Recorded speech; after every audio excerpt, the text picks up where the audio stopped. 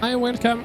I'm Zach, and today I'm going to focus on how to deal the most pain, suffering and agony to a tank in Battlefield 2042.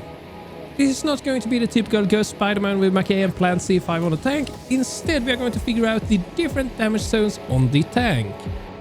I have always thought the damage model used for tanks in Battlefield 2042 to be inferior to previous Battlefield titles, but I have never really spent the time to prove it. A discussion on Twitter made me realize that not everyone agrees on my assumption. Naturally, we just need to find out, don't we? Before we get started, should you like this clip at all, don't forget that lovely thumbs up icon. You can just ignore the one pointing down. And should you want even more videos like this, make sure to subscribe.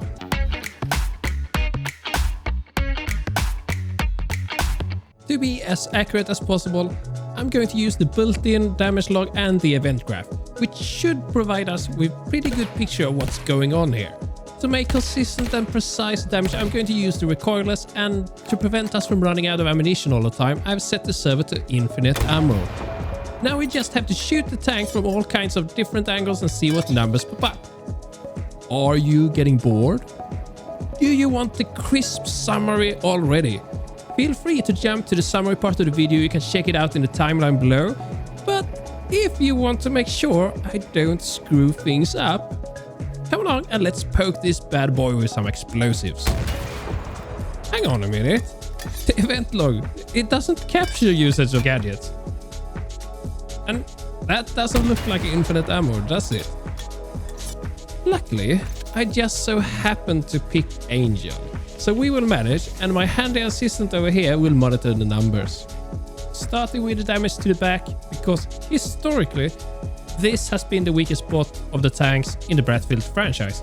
And we fire perpendicular to the tank, first hit makes a solid 34 damage. Now we test again, to make sure the damage is consistent and doesn't have any randomness. Another 34 damage, and we can clearly see the damage indicator showing... well, actually it shows both front and rear damage.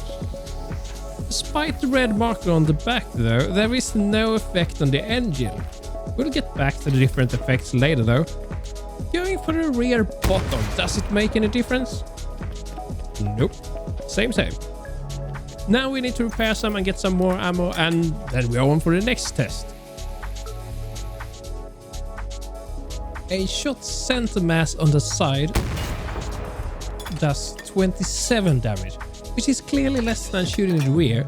This is kind of realistic actually, since tanks are designed to be able to withstand heavy punishment from front and sides, while the rear carries the engine and generally is the weakest spot. Another shot and... yeah, it is consistent. Need a big box. Damn. A bunch of more shots to verify the consistency, and sure enough, there is no randomness going on here at all. Not when it comes to damage inflicted. Isn't it weird that the tank is absolutely shattered, only 10 HP left, and yet the sides does not appear red? Some previous titles had pretty complex damage zones, including the chance to damage the tracks of the tank, making it crippled. Partially or fully disabled, the tracks on the tank is valuable regardless of the damage inflicted, since it removes one of the most important aspects of the tank, the mobility. Unfortunately though, in Battlefield 2042, this part seems to work just as the rest of the side, doing 27 damage and no further effect. Alright, so let's move to the front of the tank. Aiming for the lower parts first. Only 21 damage. What about front center mass? Still only 21 damage. Wow, it just tanks it. So hitting the front of the tank requires 2 more hits with recoilless compared to the rear. Keep that in mind next time you play. Another part that has been known to have special damage in the past is the turret. Let's try damaging the turret from the side. Maybe it will do different damage and possibly even disrupt the turret movement. Nope. Turret movement is fine and still the same damage as the side, only 27 damage. Let's go a bit higher on the turret. Same again. Huh? What's that? Oh, it's taking off. That's pretty cool, isn't it?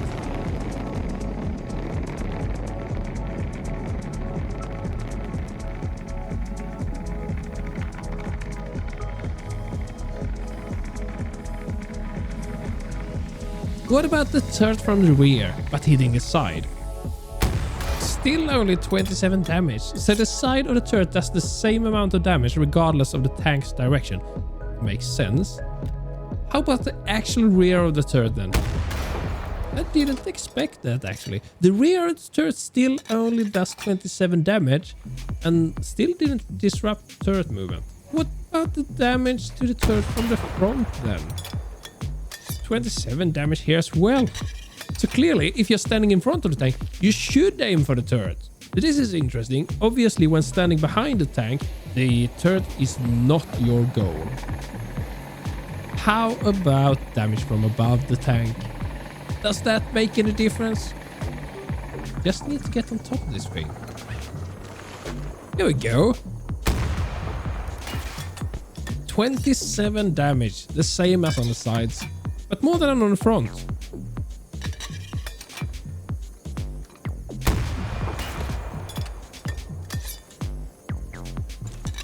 Isn't it weird that it shows like the tank is taking damage from the right when I use the built-in repair kit? Previous Battlefield games had clear damage zones to disrupt engine, turret movement and even tracks. While I have encountered all the mentioned symptoms in form of slow or no movement of the tank or slow or no movement of the turret, I didn't manage to consistently create any of these while testing.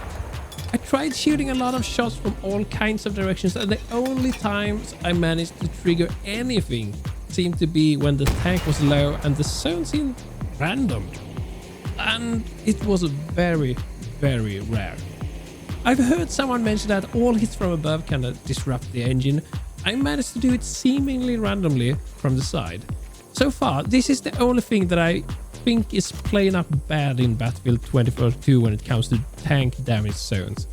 I think hits towards the engine section should be able to disrupt the engine, and hits towards the turret should be able to disrupt the turret, but seemingly random is not something I like.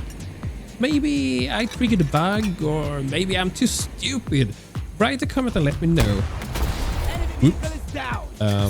I ruined it. But we're not done yet. I'm going to quickly sum up the different models. The T-28 has 5 different damage zones: front, sides, rear, turret and top of the tank.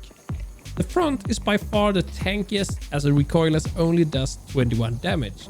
The sides, the turret and the top of the tank all take 27 damage when hitting with recoilless. It doesn't matter from which direction you hit the turret, the damage is always the same regardless. The weak spot for the T-28 is the rear, as it takes 34 damage from a recoilless. Hitting the rear of a T-28 means that you can take it out with as little as 3 recoilless, as combined damage is 102. The difference from 5 hits required in the front is actually huge.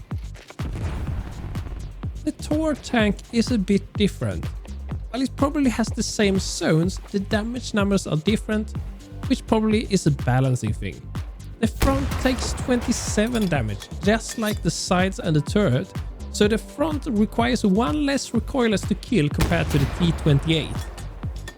The rear takes 34 damage just like the T-28, so the only difference really, which makes a lot of people think the Tor tank is a glass cannon, is the front damage. Honestly, this surprised me a little, not sure what I expected though. I also did a few tests while in siege mode, but this didn't have any effect on the damage taken. The final tank in my test is the Abrams. And honestly, since the loadout is pretty much the same as the T-28, I expect this to have the same damage numbers as well. It's quite interesting that the Tor and the Abrams are about the same size. The real Tor, or Stridsvagn 90, is a bit smaller I think, and it's not really a main battle tank. Just like the T-28, the front of the Abrams only takes 21 damage, while the sides and turret take 27 damage. The rear is the weak spot, just like with the other tanks, and takes 34 damage. Isn't it interesting that the T-28 is larger than the Abrams? In real life, Russian tanks are generally smaller because of the loading system. With that, I conclude my testing for today. I hope you did find this video useful. If so, feel free to throw that thumbs up and subscribe to get more videos like this, almost weekly. Speaking of more videos, I'm soon going to upload a new video talking about how much damage different weapons inflict on tanks. It will include comparison between recoilless and list rockets and C5 and mines and everything else that you can carry. Once it's done, you will find it in the box on your screen now. Cheers!